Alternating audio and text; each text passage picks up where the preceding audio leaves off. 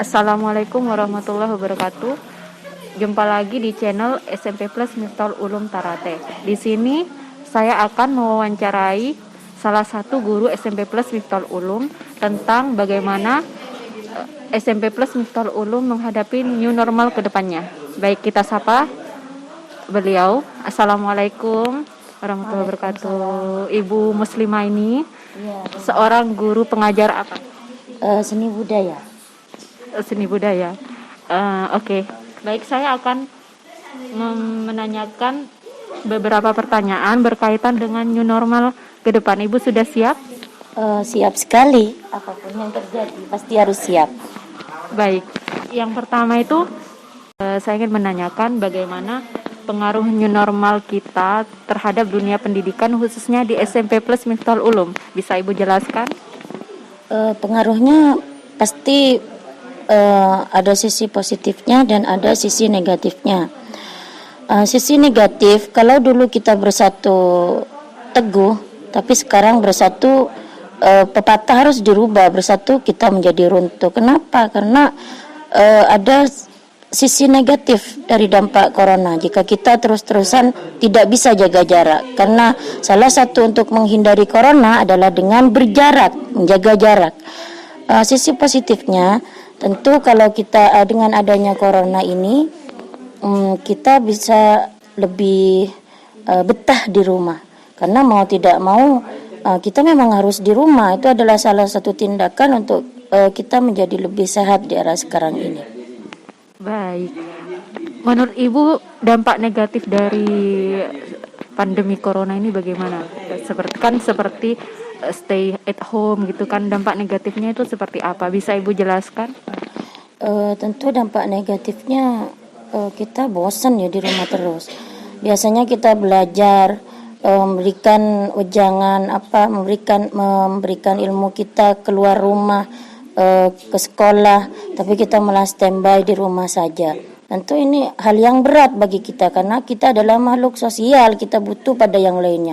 Kalau kita di rumah terus, ya bayangkan saja kita seperti manusia yang antara hidup tapi seperti mati, tidak punya tidak bisa leluasa kemanapun. Itu dampak negatifnya. Yang kedua, hubungan sosial menjadi renggang. Kenapa? Karena dengan adanya corona ini tentu kita menjadi takut untuk bersilaturahmi. Tapi ya demi kebaikan bersama harus kita hadapi. Menurut Ibu, apakah SMP Plus ini sudah siap dalam menghadapi new normal dengan bentuk pembelajaran yang baru seperti itu? Saya rasa siap ataupun tidak harus siap, wajib siap. Karena yang namanya tantangan kalau kita hanya pelototi saja itu tidak akan menyelesaikan masalah. Masalah apapun yang ada di depan kita harus kita hadapi dengan semangat, dengan tegar apapun masalahnya. Apalagi cuma pandemi ini, kalau kita mau semangat, lebih tegar lagi, lebih hebat lagi semangatnya dari yang kemarin sebelum pandemi, insya Allah semuanya akan. Kalau boleh saya tanya, itu kemarin sempat melaksanakan pembelajaran daring, begitu benar Ibu? Iya, alhamdulillah sudah. Terima kasih. Terus dalam pembelajaran daring itu apa saja kendala yang Ibu hadapi ketika harus berhadapan dengan siswa dengan hanya melalui online saja? Tentu hambatan utama itu adalah internet, karena saya rumah anak-anak itu ada yang di pelosok. Masalah lain insya Allah tidak ada karena mereka cukup aktif mengikuti kegiatan itu. Hanya masalahnya pada jaringan saja. Menurut Ibu, lebih efektif mana, pembelajaran daring atau pembelajaran tatap muka seperti yang biasa kita lakukan? Saya rasa lebih efektif tatap muka langsung, karena dengan tatap muka langsung selain di dalam kitab Ta'limul Muta'allim itu bernilai ibadah ketika kita melihat guru secara langsung, tentu lebih efektif dan anak-anak lebih mudah memahami. Dan juga anak-anak itu butuh sosialisasi dengan lingkungan. Ya, sebagai makhluk sosial tentunya. Kemudian eh, apakah Ibu sudah siap dalam menghadapi new normal ke depannya seperti itu?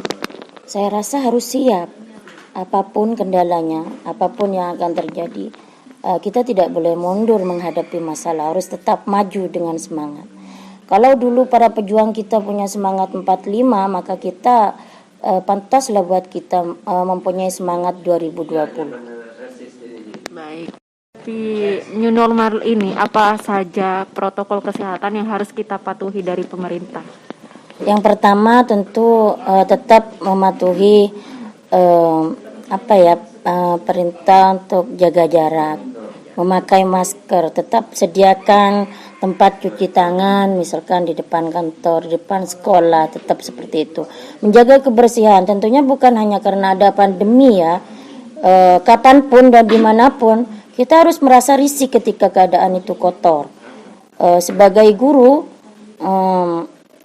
kalau saya sendiri ya, misalkan berkunjung ke sekolah lain, saya melihat tempat itu kotor, saya melihatnya itu merasa tidak enak. Dan karena kita merasa tidak enak ketika kita di kantor sendiri atau di sekolah sendiri, kita pun seakan merasa diawasi setiap waktu, meskipun tidak ada yang mengawasi kita, tapi kita kan ada Allah. Bukankah di dalam hadis dikatakan di dalam agama kita bahwa an-nadzafatu minal iman, kebersihan itu sebagian dari iman. Itu bukan hanya untuk ditulis, untuk dipajang di dinding-dinding, tapi harus ada dalam hati kita sebagai orang yang beriman tentunya.